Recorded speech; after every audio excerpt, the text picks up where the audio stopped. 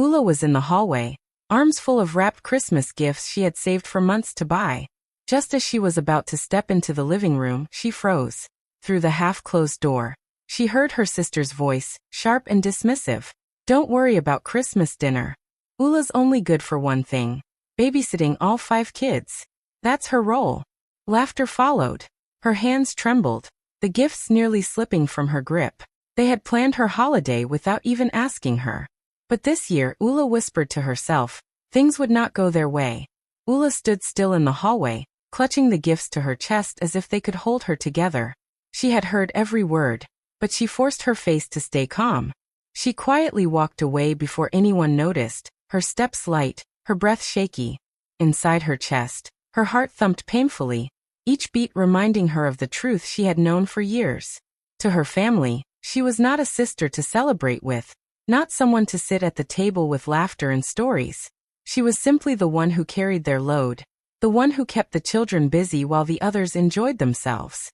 She sat on her bed, staring at the bright paper wrapping her gifts. Each gift had been chosen with love, each ribbon tied with care. Yet the thought of giving them now felt hollow. She remembered past Christmases when her siblings had called her only when they needed her hands, her time, her silence. She had never been asked what she wanted, never been asked to sit at the head of the table. Her role was already written for her. Be useful, keep quiet, don't expect more. The words she overheard played again in her head like a cruel song. Her sister's laugh, the easy agreement of the others, the way they spoke as if she was not even human, but some tool they could bring out when needed. Her eyes burned, but she blinked fast, refusing to let tears fall. Crying wouldn't change anything, she told herself. They had already shown her who she was to them. The silence of her room wrapped around her like a heavy blanket. She pressed her palms against her knees, trying to steady herself. She wanted to scream, to demand why they always treated her like this, but she knew they would only laugh again. So she stayed quiet, swallowing the pain like she always had. But deep inside, something small, something fierce, began to stir. Her family thought she was too soft, too obedient, too weak to ever push back. And maybe that had been true once. But tonight, as she sat alone with her hurt, Ula felt a shift in her heart. She could keep pretending, keep being their silent shadow, or she could finally choose herself. For now, she stayed silent, letting them believe she had heard nothing. But her silence no longer came from weakness. It came from a place that was slowly filling with strength. Ula sat on the edge of her bed, her mind replaying the conversation she had overheard. The pain was still fresh, but this time, something inside her refused to break. Every other year she had accepted her role in silence, showing up to take care of the children while her siblings laughed around the table. But not this year. She stared at the small gifts lying neatly on her bed, and a thought came to her, sharp and clear. Why should she keep giving to people who only used her? Why should she always be the one left behind? For the first time, Ula felt a spark of rebellion rise within her. She leaned back and closed her eyes, imagining a different Christmas. One where she wasn't hidden away in a corner, one where she wasn't carrying someone else's burden, but instead standing tall in her own light. The more she thought about it, the stronger the idea grew. She would not be their babysitter this year. She would not let her holiday be stolen again. She would create something for herself, something that would make them stop and see her differently. The idea frightened her at first. Ula wasn't used to saying no. She wasn't used to making choices that went against her family's demands. But then she remembered the sting of her sister's words, the cruel laughter that followed, and her fear began to fade. If she stayed quiet, nothing would ever change. If she wanted respect, she had to take it. She looked around her small room, her eyes landing on the box of decorations she had bought months ago from the market. She had planned to keep them for later, but now they felt like the key to something bigger. Slowly, she began to imagine her own Christmas dinner, her own table filled with people who saw her as more than just a babysitter. Neighbors, colleagues, even distant relatives who had always shown kindness. She could invite them all. Her house could be filled with light, music, and laughter that belonged to her. A smile tugged at her lips, the first real smile she had felt all day. This year, she would not wait for her family to decide her place. She would make her own. The decision gave her a sense of power she had never known before. She whispered to herself, They think I'll be waiting at their door. But this time, they'll be the ones left waiting. That night, as her family slept peacefully, believing everything was as it had always been, Ula stayed awake, sketching out her secret plans. The spark inside her had turned into a quiet fire, and she knew this Christmas would not belong to them. It would belong to her. The next morning, Ula could not keep the thoughts out of her head. She carried her pain quietly as she went about her day, but deep inside, the spark of rebellion was still burning. She needed someone to talk to, someone who would understand without laughing at her. So she picked up her phone and called the one person who had always stood by her, her friend Packy. When Packy arrived later that afternoon, Ula finally let out everything she had been holding inside. She told her how she had overheard her family planning her Christmas, as if she were nothing more than a servant. Her voice shook as she spoke, but Packy listened closely, her eyes filled with fire. When Ula finished, Packy reached across the table and held her hand. "Ula," she said firmly, "you are not their babysitter. You are not their shadow. You are a woman with strength, with dreams, with a good heart. Why should you waste your life proving yourself to people who don't value you?" The words sank deep into Ula's heart. She had always doubted herself, always believed maybe her family was right to treat her the way they did. But hearing Packy say it so boldly made her chest feel lighter. For the first time, she believed she could do more. Packy leaned back with a smile and said, "This Christmas, let them handle their own children. You are going to host your own party. A party so beautiful, so full of joy, that they will finally see who you truly are." Ula's eyes widened at the idea. "Me? Host a Christmas party?" she whispered. The thought seemed too big, too bold. But Packy nodded with confidence. "Yes, you. You have everything you need. You work hard, you know people, and you care. That is all it takes. Stop waiting for their table. Build your own." Together, they began to plan. Packy helped her list names of neighbors, colleagues from work, and distant relatives who had always treated Ula kindly. They talked about decorations, music, and food. Ula pulled out the small box of ornaments she had saved, and for the first time in years, she handled them with excitement instead of sadness. By evening, Ula felt transformed. What had started as pain had turned into hope. She and Packy laughed as they imagined the shocked faces of her family when they realized she had not shown up to babysit, but had created a celebration of her own. Packy squeezed her shoulder and said, "This year is the beginning of the real you." Ula smiled, her heart steady. For once, she wasn't afraid of what her family would think. She was ready to step into her own light. As the days moved closer to Christmas, Ula's family carried on as if nothing was unusual. They sent messages in their group chat about who would cook what, who would bring drinks, and who would sit where. Not once did anyone ask her if she had plans. They didn't think they needed to. In their minds, Ula's role was already decided. She would come early, take the children to the back room, and keep them busy while the adults enjoyed themselves. They spoke with such certainty that it almost made her laugh. They had no idea she was planning something of her own. Late at night, when her house was quiet, Ula began her secret work. She sat at her small table with a notebook, writing names carefully. First, she listed her kind neighbors, the ones who always greeted her warmly, the ones who sometimes shared food when they saw her struggling. Then she added colleagues from her workplace, people who respected her and valued her efforts. Finally, she thought of distant relatives she rarely saw because her siblings always pushed her into the background at family gatherings. These were people who had shown her small kindnesses over the years, people who deserved a seat at her table. One by one, she sent out messages and made quiet calls. "I'm hosting Christmas at my place this year," she said softly at first, her voice carrying both nerves and excitement.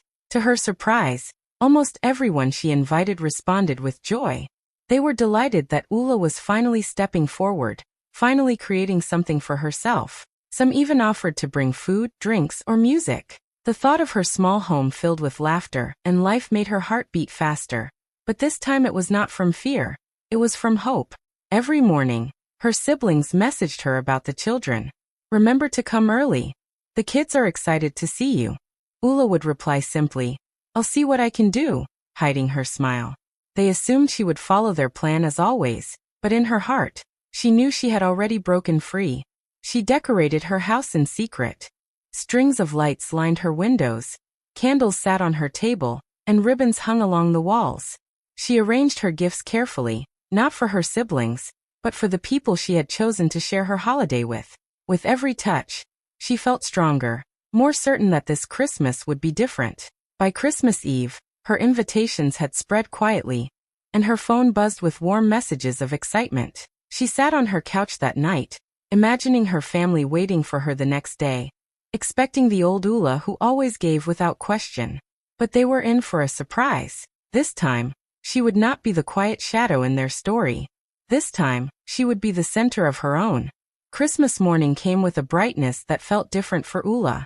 She woke up earlier than usual, not because someone demanded it, but because her heart was alive with excitement. She walked to the window and looked out at the quiet street. For the first time in many years, she felt the holiday truly belonged to her. Her phone buzzed on the table, and she already knew what it would be. When she picked it up, the family group chat was filled with messages. Her eldest sister had written, "Ula, don't be late. Come early, the children will be waiting for you." Another message followed quickly, "Make sure you keep them busy so we can enjoy ourselves." Ula read the words slowly, letting the reality sink in. They had not asked her how she wanted to spend her day. They had not even wished her Merry Christmas before reminding her of her duty. She smiled softly to herself, not with sadness this time, but with strength. They thought she would walk into the same role she had been given every year. But this year, everything had changed. She put her phone aside without replying and turned to the small box where she had kept her new dress. It was a dress she had saved money for, simple but elegant, with colors that made her skin glow. She slipped it on carefully, adding a necklace her grandmother once gave her. She stood in front of the mirror and almost didn't recognize herself. She didn't look like the tired babysitter her family saw. She looked like a woman stepping into her place in the world. She let her hair fall naturally around her shoulders, then smiled at her reflection. Today, she was not hiding. Her small dining room was already set. The table, usually quiet and plain, now looked like something from a picture. She had laid out plates and glasses with care, spreading a bright cloth across the surface. In the center stood a bowl of fresh fruit and candles glowing softly. On the side, trays of food waited: rice dishes, fried chicken, sweet pastries, and drinks she had prepared with Packy's help. The smell filled the air, and Ula's heart filled with pride. This was her table, her home, her celebration. By the time the clock moved closer to midday, Ula's house was ready. She walked slowly around the room, adjusting small things, touching the decorations, making sure everything was just right. Her phone kept buzzing on the table, more reminders from her siblings. She left it untouched. She was no longer rushing to serve anyone's demands. Instead, she lit the last candle, placed the final plate on the table, and whispered to herself, "This Christmas is mine." She walked back to the mirror one last time, her head held high, and waited for her guests, the people who truly valued her, to arrive at by noon. The quiet street outside Ula's home started to change. One by one, neighbors and friends began to arrive, each carrying something in their hands: pots of food, drinks, and wrapped gifts. They stepped into her house with wide smiles, their eyes lighting up the moment they saw the decorations. Her walls glowed with soft lights, the table sparkled with bright colors, and the smell of delicious food filled the air. People clapped their hands in joy and praised her warmly. "Ula, your home looks beautiful," one of her colleagues said. Another added, "This is the kind of Christmas spirit we all need." Ula welcomed everyone with calm grace, her heart swelling with pride. For so long she had been seen as the one who served quietly in the background, but now here she was, standing at the center of her own celebration. Guests moved through the rooms, taking photos of the decorations and the carefully arranged table. Someone began playing soft music, and soon the space was filled with laughter, dancing, and the sweet sound of people enjoying themselves. Children ran around happily, chasing each other, while adults admired Ula's efforts and spoke about how wonderful it was that she had hosted such a gathering. Every smile, every kind word felt like healing to Ula. People were finally seeing her not as a helper, not as someone's babysitter, but as a woman capable of creating joy and warmth. Some guests even asked how she had managed to prepare everything so perfectly. She simply smiled and said, "I wanted this Christmas to be different." Deep inside, she knew it was more than different. It was the start of her new life. Meanwhile, across town, Her family gathered in their living room. The table was set, food was ready, and children grew restless, waiting for Ula to arrive and take them away to play. Minutes turned into an hour. Her siblings began checking their phones impatiently, sending her message after message. "Where are you? You're late. The kids are waiting." But no reply came. They assumed she had been delayed, but the unease slowly began to grow. Then the first ripple of surprise reached them. A cousin who lived nearby called to say, "Did you know Ula is hosting Christmas at her place? I just saw people going into her house, dressed up and carrying food." Shock spread through the room. Another relative posted a photo online. Ula smiling in her bright dress, standing in front of her decorated table. The picture already had comments praising her for creating such a beautiful gathering. Back in Ula's home, the music grew louder, and the laughter carried into the evening. She looked around, her heart steady and full, while her family sat in confusion, waiting for her to show up and take her old place. Ula had already stepped into her new one. At the center of her own story, as the hours passed, Ula's family grew restless. At first, they thought she was just running late, but when the children began to cry and demand attention, the weight of her absence fell heavily on them. The eldest sister tried to distract the kids with sweets, while the brothers argued about who should step in to entertain them. But nothing worked. The noise of restless children filled the room, and with every passing minute, frustration grew. One by one, her siblings grabbed their phones. The first call came through just as Ula was serving drinks to her guests. She looked at the screen, saw her sister's name, and for a moment she hesitated. But then she calmly pressed the green button and lifted the phone to her ear. "Where are you?" her sister snapped without even saying hello. "We're waiting, the kids are waiting. You're supposed to be here by now." Ula's voice was steady, soft but firm. "I made other plans," she said simply. There was a pause on the other end, as if her sister couldn't believe what she had just heard. Before the sister could speak again, Ula added, "The kids are your responsibility, not mine." Then she ended the call, placing the phone back on the table without a trace of guilt. More calls followed within minutes. Her brother's name flashed next, then another sister. Each one carried the same panic, the same demand for her to come immediately. Ula answered one more call, her tone unchanged. "I'm not coming," she said. "I have guests in my home today." On the other side, she could hear the stunned silence, followed by hurried whispers of confusion. But she didn't let them drag her back into the role they had built for her. She had no intention of explaining further. Inside their house, chaos spread. The children were climbing over chairs, running circles around the table, refusing to sit still. Plates of food sat untouched while adults tried and failed to control the noise. The family, who had always laughed at Ula and dismissed her as nothing more than a helper, were now forced to deal with the very duty they had pushed on her for years. For the first time, they felt the weight of what they had taken for granted. Back at Ula's home, the mood was completely different. Guests laughed, music played, and the warmth of celebration filled every corner. Each call from her family became less important, less powerful, until finally she silenced her phone and slipped it into a drawer. She refused to let their panic ruin her moment. Her calm refusal echoed louder than any argument. She had spoken just a few words, but they carried all the strength she had hidden for years. For the first time, her siblings realized Ula was no longer under their control. She had chosen herself, and nothing they said could change that. By late afternoon, Ula's family could no longer hide their frustration. They had sent message after message, made countless calls, and still she had not arrived. The children were restless, the food was getting cold, and the mood in their house was tense. Finally, one of her brothers stood up and said, "Let's go see what she's doing. Maybe she has lost her mind." The others agreed quickly, though shame hung heavy in the air.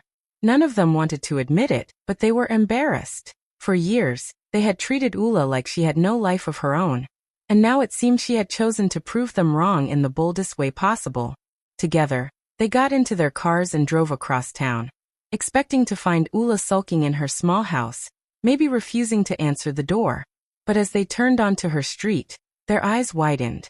Cars lined the road outside her home. Laughter spilled out from her windows, and people moved in and out with plates of food and drinks in hand. "What is going on here?" one of the sisters whispered, her face pale with disbelief. They walked up to the house, and before they could even knock, the door swung open as guests stepped out, smiling and chatting. Inside, the sight that met them froze them in place. Ula's living room was glowing with lights, music filled the space, and people were dancing, laughing, and clapping.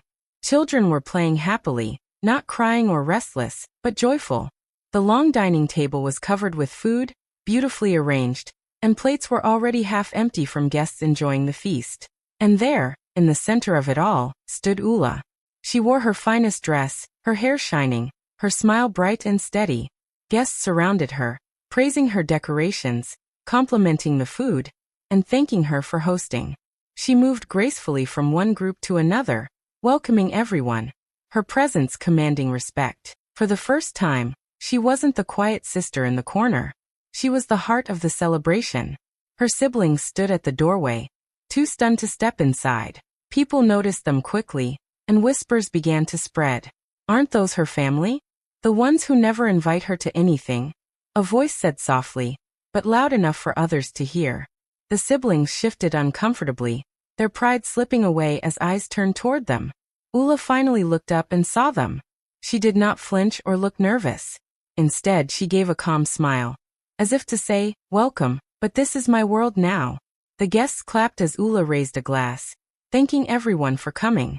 Her family could only watch as she stood tall, respected and admired, no longer their quiet helper but the shining host of her own Christmas celebration. Her siblings finally stepped into the house, forcing smiles as though nothing was wrong. They greeted a few people and tried to act as if they had come only to support Ula's party. But their voices carried a sharp edge, and their eyes darted around, searching for something to criticize. One sister whispered loudly, "This is nice, but it's small. She could never handle something big like we do." Another brother added with a smirk, "She probably didn't even do all this by herself. Someone must have helped her." They tried to hold on to the feeling of superiority they had always enjoyed. But the guests weren't fooled. Many of them had known Ula for years. They had seen how hardworking she was, how often she was left out of her own family's celebrations, and how quietly she carried her pain. One neighbor, a gentle old woman, turned to the siblings and said plainly, "If this is small, then why haven't you ever invited her to your big ones?" The room fell quiet for a moment, and the siblings struggled to find an answer. Another guest, one of Ula's colleagues, joined in. "She planned everything here with so much care. Look at how happy everyone is. Why was she never included before? She deserved to host a long time ago." The siblings shifted uncomfortably, their smugness beginning to fade as more eyes turned toward them. Their carefully built image of being in control was breaking apart, piece by piece. Still, they tried to laugh it off. One brother said, "Oh, you know Ula, she doesn't really like to be in the spotlight. That's why she's always been with the kids. She enjoys it." But before he could continue, another guest spoke up. "No, I don't believe that. I've seen how you treat her. Always in the background, never at the table. Tonight proves she was never the problem. You were." The siblings went silent, their faces flushing with embarrassment. Ula, standing near the table, watched everything calmly. She didn't need to argue or defend herself. The truth was being spoken for her, and it was louder than anything she could have said. Guests continued to praise her, admiring the decorations, the food, and the warm way she made everyone feel welcome. The siblings, who once held all the power, were now cornered by the reality of their actions. For the first time, Ula's family felt the sting of being questioned, of having others see through their masks. They had always thought no one noticed how they treated her, but now the truth was clear in front of everyone. The balance had shifted. The power they once used to silence Ula was gone, and all that remained was their own shame, standing exposed in the light of her success. Ula stood tall in the middle of the room, her hands resting calmly in front of her, yet her presence filled the space more than the music or the laughter ever could. Her siblings tried to blend into the crowd, but their nervous faces gave them away. Everyone waited, sensing that Ula had something to say. She took a slow breath and looked directly at them, her voice steady and clear. "I'm not your babysitter," she began, her words sharp but controlled. The room grew quiet, every guest turning their attention fully to her. "I am your equal. And from today, I live for myself." The weight of her statement hung in the air. Her siblings opened their mouths as if to argue, But nothing came out. They had no excuse, no defense. The guests, who had witnessed the drama of the evening unfold, suddenly broke into applause. Some clapped softly with respect, while others cheered loudly, happy to see Ula finally standing in her power. The sound filled the room like a wave, and for once, it was Ula who was at the center of celebration, not the shadow behind it. Her siblings stood frozen, their cheeks burning red as people looked at them with disappointment. No one admired their wealth, no one cared about their usual bragging. Tonight, the admiration belonged to Ula alone. Every compliment, every nod, every smile was directed at her. She shone brightly, not because she had tried to prove herself, but because she had finally chosen herself. Ula didn't gloat, didn't throw insults, didn't seek revenge. She simply stood there, strong and unshaken, letting her words speak for her. From this moment, she added softly but firmly, I choose my own happiness. If you cannot respect me, then you will not have a place in my life. Her calm tone cut deeper than any anger could. The applause grew louder. Some guests even stood to clap for her, their faces lit with pride. Ula's siblings lowered their heads, wishing the floor would swallow them whole. For once, they felt the sting of being small, the very feeling they had forced on her for years. Ula smiled, not out of spite, but with a lightness she hadn't felt in years. She knew this was her turning point. She was no longer the sister stuck at home with the children, waiting to be remembered. She was the woman who had built her own place, her own respect, and her own joy. And in that moment, as the room celebrated her, Ula realized she didn't need their approval anymore. She had taken back her power, and nothing could dim her shine again.